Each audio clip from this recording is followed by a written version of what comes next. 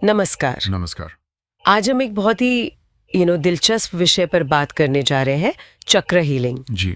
हमारी ये जो सारी बातचीत है, ये एक किताब है, chakra healing, a beginner's guide to self healing techniques that balance the chakras. उसके कुछ हिस्सों पर आधारित है। बिल्कुल। तो हमारा मकसद सीधा सा है, इस गाइड की मदद से हम चक्र प्रणाली को समझेंगे, जानेंगे कि इन ऊर्जा केंद्रों में गड़बड़ी होने पर कैसे लक्षण दिख सकते हैं। हाँ। और फिर उन्हें संतुलित करने के लिए खुद से की जाने वाली कुछ तकनीकों को देखेंगे। जी। शुरुआत करते हैं इस बुनियादी सोच से कि सब कुछ ऊर्जा है, हमारा शरीर भी। हाँ। और ये कोई नई बात नहीं है ना, वेदों में जिक्र है। बिल्कुल, वेदों में लगभग 1500 ईसा पूर्व और मिस्र, हिंदू, चीनी, सूफी, यहाँ तक कि नेटिव अमेरिकन माया सभ्यताओं में भी इसका ज्ञान मिलता है। हाँ। बहुत पुरानी बात है ये। सही। और आज के टाइम में मुझे लगता है ये और भी जरूरी हो गया है। हम अक्सर सिर्फ फिजिकल हेल्थ पर फोकस करते हैं। हाँ, वही। पर वो कई बार अधूरा लगता है, कुछ कमी सी लगती है। और यहीं पर ये एनर्जी बॉडी या ऊर्जा शरीर की जो बात है, वो महत्व ले रही है। लोग अब सिर्फ जिस्मानी नहीं बल्कि अपनी ऊर्जा के लेवल पर भी बैलेंस और सेहत ढूंढ रहे हैं। तो ये चक्रास जिनकी हम बात कर रहे हैं, ये आखिर है क्या? क्या ये मतलब कोई फिजिकल चीज है? नहीं, फिजिकल बॉडी की तरह ठोस नहीं है। इन्हें आप ऊर्जा के घूमते हुए भंवर समझ सकते हैं, जैसे वॉर्टेक्सिस। अच्छा, भंवर जैसे। हाँ, जो हमारे शरीर से परे भी मौजूद हैं। ये हमारे ऊर्जा क्षेत्र का हिस्सा है, जिसे हम ऑरा या आभा मंडल कहते हैं। आभा मंडल। जी। गाइड में इनकी तुलना एक आध्यात्मिक रक्त प्रवाह से की गई है। आध्यात्मिक रक्त प्रवाह, ये इंटरेस्टिंग है। मतलब जैसे खून हमारे शरीर में। हाँ, कुछ कुछ वैसा ही समझिए। जैसे खून पोषक तत्व पूरी बॉडी में ले जाता है, वैसे ही ये चक्र सिस्टम कॉस्मिक एनर्जी को, जिसे अलग अलग जगह प्राण, ची या की कहते हैं। हाँ, प्राण, ची, की। जी, उस ऊर्जा को हमारे शरीर और आभा मंडल तक पहुंचाता है। शरीर में मेन 7 बड़े चक्र माने जाते हैं, वैसे छोटे तो बहुत सारे होते हैं। अच्छा, 7 मुख्य चक्र, और हर एक का अपना कोई खास काम होता होगा? बिल्कुल। हर बड़ा चक्र शरीर के कुछ खास अंगों, ग्लैंड्स यानी ग्रंथियों और फिजिकल फंक्शन से जुड़ा है। और सिर्फ फिजिकली नहीं, वो हमारी इमोशनल, मेंटल और स्पिरिचुअल सिचुएशन से भी कनेक्टेड है। गाइड में वो एक छोटा सा अभ्यास भी बताया है ना, महसूस करने का। हाँ, वो बस एक शुरुआती एहसास के लिए है। जैसे हथेलियों को थोड़ा दूर रखकर बीच की एनर्जी महसूस करना, या सीने पर हाथ रखकर हार्ट चक्र को फील करने की कोशिश करना, बस एक कनेक्शन बनाने के लिए। ठीक है, तो चलिए इस पर आते हैं कि चक्र हीलिंग आखिर जरूरी क्यों है, क्या फर्क पड़ता है इससे। गाइड में एक सुश्री बी का किस्सा है। हाँ, वो काफी अच्छा उदाहरण है। वो आई थी एक्यूपंक्चर के लिए। स्ट्रेस था और एंकल में दर्द था। लेकिन बात करने में पता चला कि असली प्रॉब्लम कुछ और गहरी थी। वो क्रिएटिवली बहुत ब्लॉक महसूस कर रही थी, डरी हुई थी। किस बात से डरी हुई थी? उन्हें अपनी नौकरी बिल्कुल पसंद नहीं थी। वो योगा इंस्ट्रक्टर बनना चाहती थी, पर अकेले सब शुरू करने से डर रही थी। मतलब खुद पर, अपनी काबिलियत पर भरोसा नहीं था, अपनी अंदर की आवाज पर शक था। अच्छा, और फिर हीलिंग से कैसे मदद मिली? तो गाइड बताती है कि एक्यूपंक्चर के साथ साथ रेकी और क्रिस्टल जैसे एनर्जी वर्क से उन्होंने धीरे धीरे अपने इमोशंस को समझा, उन्हें बैलेंस किया। ये जो डर था, भरोसे की कमी थी, वो शायद उनके एनर्जी सेंटर्स में कहीं अटकी हुई थी, फंसी हुई ऊर्जा की तरह। हाँ, कह सकते हैं। और जैसे जैसे ये ब्लॉकेज हटे, उनमें हिम्मत आई, उन्होंने वो नौकरी छोड़ दी। अरे वाह! अपनी योगा ट्रेनिंग पूरी की और एक वेलनेस वेबसाइट के लिए लिखना भी शुरू किया। और वो टकने का दर्द। हाँ, सबसे कमाल की बात, गाइड के मुताबिक वो दर्द भी चला गया। ये कहानी वाकई सोचने पे मजबूर करती है। ऐसा लगता है जैसे हम सब अपने बारे में कुछ कहानियां बना लेते हैं, कुछ विश्वास पाल लेते हैं जो शायद अब हमारे काम के नहीं रहे। बिल्कुल बिल्कुल। और यही पुरानी कहानियां, ये जो अनसुलझा दर्द है, ये हमारे ऊर्जा केंद्रों यानी चक्रों में जमा हो सकता है। फिर जब ये एनर्जी इम्बैलेंस बढ़ जाता है तो वो फिजिकल या इमोशनल प्रॉब्लम बनकर सामने आता है। अच्छा, इसलिए चक्रों पर काम करना वो बेसिकली अंदर से, जड़ से ठीक होने का प्रोसेस है। जब चक्र बैलेंस होते हैं तो एनर्जी सही से बहती है और लाइफ में ज्यादा तालमेल, ज्यादा सेहत महसूस होती है। गाइड कुछ गलत फहमियों को भी दूर करती है, जैसे लोग सोचते होंगे कि ये कोई बाहरी चीज है। हाँ, ये क्लियर करना बहुत जरूरी है। पहली बात, ये कोई बाहर से होने वाला काम नहीं है। आप खुद अपने सबसे बड़े हीलर हैं। सही। कोई प्रैक्टिशनर या गाइड आपको रास्ता दिखा सकता है, तकनीक बता सकता है, पर हीलिंग तो अंदर से ही होती है। दूसरी बात, जैसा आपने शुरू में कहा, इसका ज्ञान भले ही प्राचीन भारतीय ग्रंथों से आया हो, पर यह किसी एक धर्म से बंधा नहीं है। हाँ, ये जरूरी है। ये ऊर्जा और चेतना का अभ्यास है जिसे कोई भी अपना सकता है। और ये कोई काला जादू वगैरह तो नहीं है? बिल्कुल नहीं, बल्कि ये तो अंधेरे को हटाकर रोशनी और जागरूकता मतलब सेल्फ अवेयरनेस लाने का काम करता है। खुद को और अपनी एनर्जी को बेहतर समझने का एक टूल है। हाँ, कुछ सावधानियां भी हैं जो गाइड में बताई गई हैं, वो ध्यान रखनी चाहिए। क्या सावधानियां? सबसे पहली बात, खुद के साथ धीरज रखना, पेशेंस। बदलाव में टाइम लगता है, ये एक सफर है, कोई रेस नहीं। सही कहा। दूसरी चीज, अपनी एनर्जी के साथ जबरदस्ती नहीं करनी। अगर कोई टेक्निक या अभ्यास करते हुए बहुत ज्यादा अनकंफर्टेबल लगे तो रुक जाना चाहिए। अपने शरीर की, अपनी फीलिंग्स की सुननी चाहिए। और अगर किसी को बहुत गहरे इमोशनल इश्यूज हों या फिजिकल पेन बहुत ज्यादा हो, तब गाइड साफ कहती है कि किसी ट्रेन्ड और सर्टिफाइड थेरेपिस्ट या डॉक्टर से मदद लेना बहुत जरूरी है। चक्र हीलिंग किसी भी तरह से मेडिकल ट्रीटमेंट या थेरेपी का रिप्लेसमेंट नहीं है। ये उसका विकल्प नहीं है। नहीं, बिल्कुल नहीं। हाँ, उसके साथ मिलकर काम कर सकती है, एक सप्लीमेंट की तरह। ये बहुत जरूरी पॉइंट्स हैं। अच्छा, तो अब उन 7 मुख्य चक्रों पर आते हैं। गाइड उन्हें कैसे समझाती है? कोई स्ट्रक्चर है? हाँ, गाइड बताती है कि इन्हें 2 ग्रुप्स में देख सकते हैं। नीचे के 3 चक्र, मूल चक्र, त्रिक चक्र और सौरजाल चक्र। Root, sacral, solar plexus. जी, ये ज्यादातर हमारे फिजिकल वर्ल्ड से जुड़े हैं। हमारी बेसिक जरूरतें, भावनाएं, पर्सनल पावर, धरती से हमारा कनेक्शन। और ऊपर के 3? ऊपर के 3 गला चक्र, तीसरा नेत्र चक्र और मुकुट चक्र। थ्रोट, थर्ड आई, क्राउन। ये हमारे स्पिरिचुअल कनेक्शन, हमारी इंट्यूशन, हमारी हायर कॉन्शियसनेस से जुड़े हैं। कम्युनिकेशन, विजन, दिव्यता से जुड़ाव। और इन दोनों ग्रुप्स के बीच में है हार्ट चक्र, हृदय चक्र। ये एक पुल की तरह है, एक ब्रिज। हाँ, जो हमारे फिजिकल और स्पिरिचुअल वर्ल्ड को मिलाता है। प्यार, करुणा, कनेक्शन सब यहीं से जुड़ता है। गाइड में कुंडलिनी ऊर्जा का भी जिक्र है, वो क्या चीज है? हाँ, कुंडलिनी को एक बहुत शक्तिशाली जीवन ऊर्जा माना जाता है, जो रीढ़ की हड्डी के बेस पर सोई हुई रहती है, ऐसा कहते हैं। सोई रुई। जी, कुछ योग और एनर्जी टेक्निक्स का मकसद होता है इसे जगाना, ताकि ये चक्रों से होते हुए ऊपर उठे। लेकिन गाइड यहाँ सावधानी बरतने को कहती है। क्यों? क्योंकि अगर चक्रों में पहले से बहुत ब्लॉकेज हैं, तो कुंडलिनी का अचानक जागना बहुत इंटेंस या डिस्टर्बिंग एक्सपीरियंस हो सकता है। इसे धीरे धीरे और सेफ तरीके से करना चाहिए, हो सके तो किसी अनुभवी गाइडेंस में। अच्छा। जरूर। मूल चक्र यानी मूलाधार, ये रीढ़ की हड्डी के बिल्कुल नीचे पेरिनियम एरिया में होता है। पेरिनियम मतलब पैरों के बीच का निचला हिस्सा? जी, इसका रंग है लाल, तत्व है पृथ्वी और इसकी पुष्टि या एफर्मेशन है मैं हूं। I am. और इसका मेन फोकस क्या है? मेन फोकस है सुरक्षा, सिक्योरिटी, स्टेबिलिटी और हमारी बेसिक जरूरतें पूरी होना। ये हमें धरती से जोड़ता है। ग्राउंडिंग। बिल्कुल। ये एड्रीनल ग्लैंड से जुड़ा है और पैर, हड्डियां, इम्यून सिस्टम जैसे बॉडी पार्ट्स को प्रभावित करता है। इसका लाइफ लेसन है इस फिजिकल वर्ल्ड में सेफ फील करना और भरोसा रखना कि जरूरतें पूरी होंगी। तो अगर इसमें गड़बड़ी हो, इम्बैलेंस हो, तो कैसा महसूस हो सकता है? जो सुशी बी का डर था, क्या वो इससे जुड़ा हो सकता है? हाँ, बहुत हद तक। जब मूल चक्र इम्बैलेंस्ड होता है तो गाइड के मुताबिक इंसान असुरक्षित, डरा हुआ, अस्थिर महसूस कर सकता है। पैसे की चिंता, जीने का डर, परिवार से जुड़े पुराने घाव, ये सब उभर सकते हैं।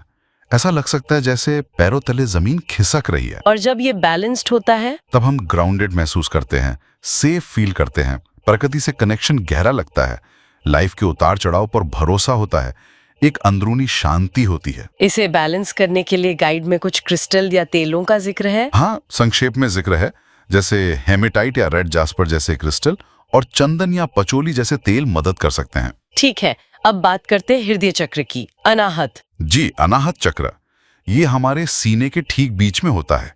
रंग है हरा, तत्व है वायु और इसकी पुष्टि है मैं प्यार करता करती हूँ। मैं प्यार करती हूँ, और ये वो ब्रिज है फिजिकल और स्पिरिचुअल के बीच का। फोकस क्या है इसका? इसका मेन फोकस है कनेक्शन, लव, खुद के लिए और दूसरों के लिए, कंपैशन यानी करुणा और माफी। ये थाइमस ग्लैंड से जुड़ा है जो इम्यून सिस्टम में रोल प्ले करती है और हार्ट, लंग्स, सर्कुलेटरी सिस्टम को प्रभावित करता है। इसका लाइफ लेसन है बिना शर्त प्यार देना और पाना सीखना, खुद को और दूसरों को एक्सेप्ट करना। तो अगर किसी का हार्ट चक्र ब्लॉक हो या इम्बैलेंस्ड हो तो लाइफ में क्या दिखेगा? शायद रिश्तों में दिक्कत। हाँ बिल्कुल। गाइड बताती है कि इम्बैलेंस्ड हार्ट चक्र होने पर व्यक्ति खुद से कटावा महसूस कर सकता है, डिस्कनेक्टेड। हाँ, दूसरों से इमोशनली जुड़ने में मुश्किल हो सकती है, प्यार देने या लेने में हिचक हो सकती है, अकेलापन, उदासी या बहुत ज्यादा क्रिटिकल होना भी इसके लक्षण हो सकते हैं। और बैलेंस में होने पर? जब हार्ट चक्र बैलेंस होता है तो इंसान खुद से गहरा जुड़ाव महसूस करता है, आसानी से खुशी, शांति, करुणा महसूस होती है, रिश्तों में खुलापन और ईमानदारी होती है, सेल्फ एक्सेप्टेंस बढ़ता है। इसके लिए भी क्रिस्टल्स और तेल बताए हैं? हाँ, जैसे रोज कॉर्ड्स या एमरल्ड क्रिस्टल और गुलाब या जेरेनियम जैसे एसेंशियल ऑयल का जिक्र है। ये वाकई बहुत दिलचस्प है कि कैसे ये एनर्जी सेंटर्स हमारे इमोशनल और फिजिकल हेल्थ से इतने जुड़े हुए हैं। और गाइड कुछ आम बीमारियों या लक्षणों को भी चक्रों से जोड़कर देखती है ना? हाँ, गाइड का एक मेन आइडिया यह है कि फिजिकल या इमोशनल लक्षण अक्सर एनर्जी बॉडी में इम्बैलेंस का सिग्नल हो सकते हैं, और ये सिग्नल शायद फिजिकल बीमारी आने से पहले ही मिलने लगते हैं। यह बस एक और परत है समझने की। तो कुछ उदाहरण दे सकते हैं गाइड के हिसाब से, जैसे एंजाइटी या चिंता? एंजाइटी के मामले में गाइड कहती है कि ये कई चक्रों से जुड़ी हो सकती है। ये डिपेंड करता है कि चिंता किस तरह की है। अच्छा। जैसे अगर चिंता भविष्य को लेकर या अनिश्चितता या डिवाइन से डिस्कनेक्शन की है तो शायद क्राउन चक्र से जुड़ी हो। अगर बेसिक सेफ्टी या पैसों को लेकर है तो मूल चक्र से। अगर इमोशंस को फील करने या एक्सप्रेस करने में दिक्कत से जुड़ी है तो हार्ट चक्र से।